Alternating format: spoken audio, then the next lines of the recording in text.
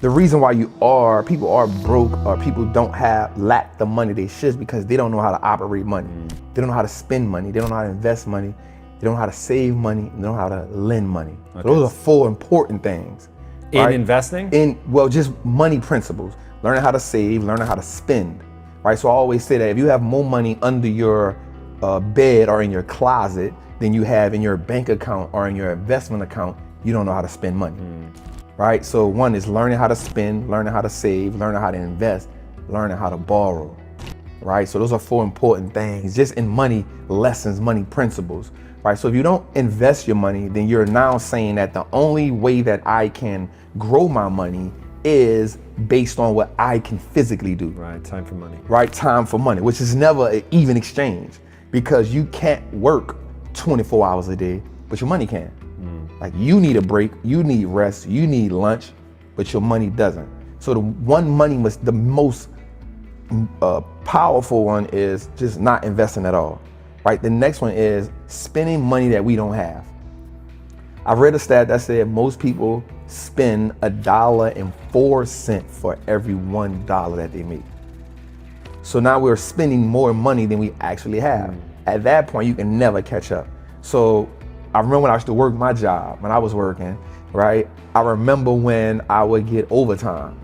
I would always figure out how much of that overtime was, and I will always account for it in my head.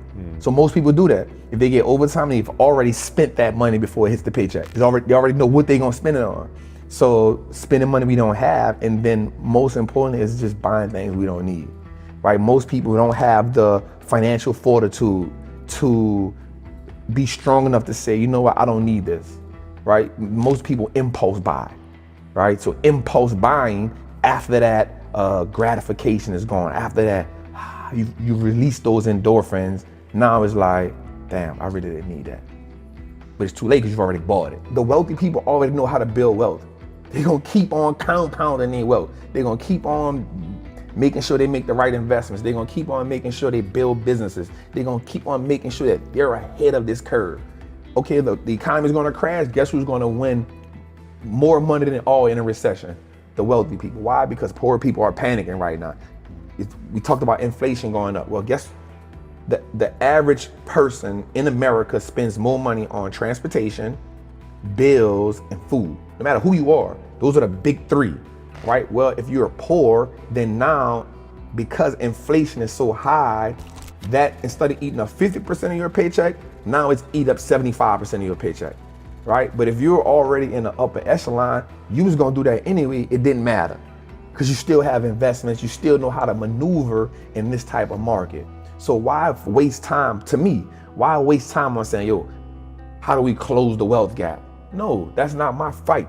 My fight is, how do we get the information that help us participate in the game? I can't tell you how late I came to this game. You figured this out before I did. I was building businesses already. This is why I'm so fucking in awe. When I think about how far down the road, I learned the game of building businesses, you learned the game of buying businesses. Okay, maybe people don't want to do the thing that I did. Some days I wonder. And you went down another road, which is available to everybody. 100%. Okay, so now the people have their little primer in how all of this game works. Right. One, why don't people do it? In fact, let's start there. We'll definitely talk about how to do it well, but why don't people do it? I think because America has painted this picture that it is dangerous. So think about TV. I'm gonna lose my money. I'm gonna lose my money. Stock market crashes, right? And then every show that you've seen about Wall Street is about people that are crooked, that take advantage of people's money and then get rich, and so people don't associate with that, right? People feel like, you know what, I don't wanna be a part of that. I don't know enough about that, right? When investing in the stock market isn't an IQ game. It's not about being the most brilliant person in the world, right? It's about understanding basic economics. And basic economics is what we know every day. You understand this, supply and demand, right? Supply and demand says that if Michael Jordan drops a shoe, then the line is gonna be wrapped around the corner, right? But if you find a way to get that shoe, hold on to that shoe, and then later on, you can now sell that shoe at a top tier price, right? Supply and demand. right? If we can understand that, you understand certain parts of basic economics, right? You understand that. If Michael Jordan were to release 100 million Yep. shoes, won't be worth much. Won't be worth But if he releases 1,000 exactly, now price. gonna go crazy, and then over time it becomes worth even more because Yep. most people will wear the shoes, lower the value, but for anybody that holds on to them, so now you've got decreasing supply, Yep. which creates even if the demand stayed steady, if the supply decreases, now you've got a positive dynamic. 100%. And so that's the most amazing part about investing is everybody won't be able to build $1 billion business, right? But everybody can invest in one, and that's why I love it, right? So the three things in my wealth pyramid is stocks, business, real estate. I believe you should have all three, right? But you can get away with two. How are you differentiating between stocks and business? So when I say stocks, it means like me buying shares of a business. Yep. Business second is me creating a business, and then real estate third. So you think everybody should create a business? No. That's why I say you can get away with 2 out of the 3. Gotcha. You know what I'm saying? So everybody doesn't have to create a business because it's just not for everybody. But you can see what we do know is as America evolves, so does business. As business evolves, there are some brilliant people that says for that business, there's a problem. For that problem, I have the solution. That's a business you like to invest in. Right? And so if we can invest in the solutions, I always say that if we invest in the solutions, we cannot help but win. Investing in a solution, okay? Making Amazon was a solution to so many things. Getting us information faster, getting us books faster, it changed the game. It revolutionized how we got packages. It made somebody say, you know what?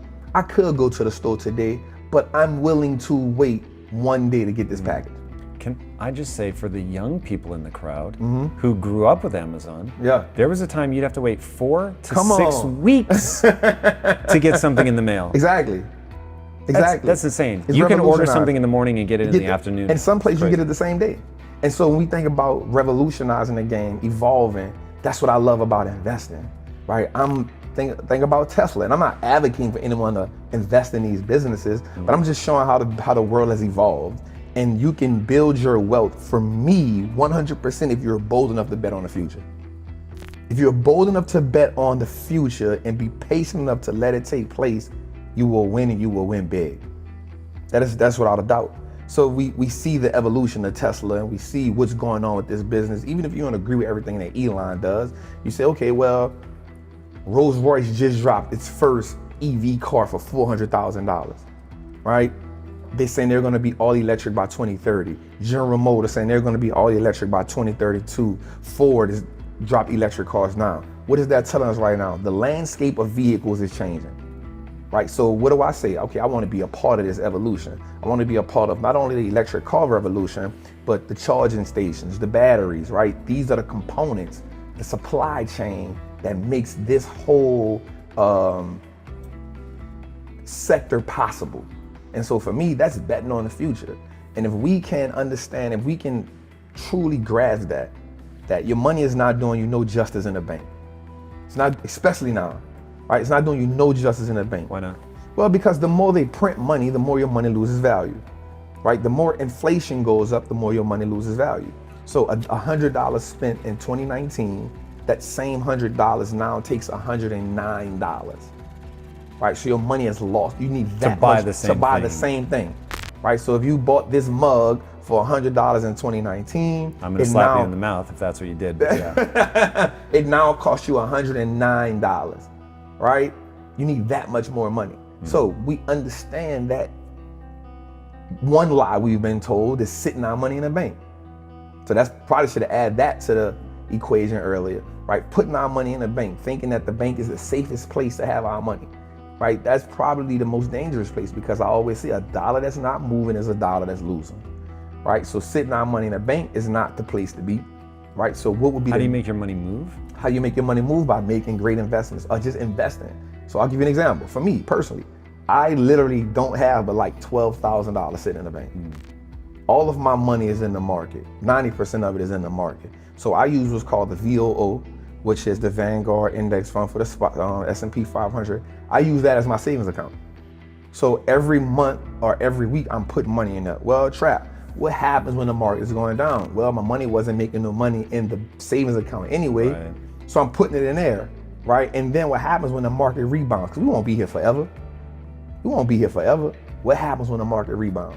Well, Talk to people about realized losses versus unrealized losses. okay. Because I think that's this good. really messes That's good. That's good. That's good. So an unrealized loss is when, let's say I have $100 in something, and that goes down to $89, right? Meaning if I sold it today, Right. I wouldn't be able to sell it for what I paid for.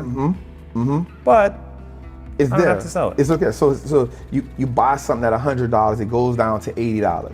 If you don't sell it, you have an unrealized loss of $20. Meaning you didn't sell it, your equity just decreased. But if you sell it, you realize that gain. You have now made that gain realistic. loss. That loss. You've realized that loss. You've made that loss realistic. So you've now essentially lost that $20, right? That's a realized loss. Now, realized gain is the exact opposite, right? So if you go up to, I buy something for 100, it goes up to 150. Unrealized, I have $50 in unrealized gain. So it's there, but I didn't sell it. It's there. Realizing it is saying I've cashed out. I've cashed out on it. Think about, like you talked about Jeff Bezos, right? His net worth is what, 180 something billion dollars, something like that. Last time I checked, 60% of his money was in Amazon stock. 60% of it. So this is why you wake up one day and you say, damn, Jeff lost $18 billion. Well, that's unrealized because he didn't cash out. So he didn't lose it. It's still there. Once the stock backs up, he recoups all of that.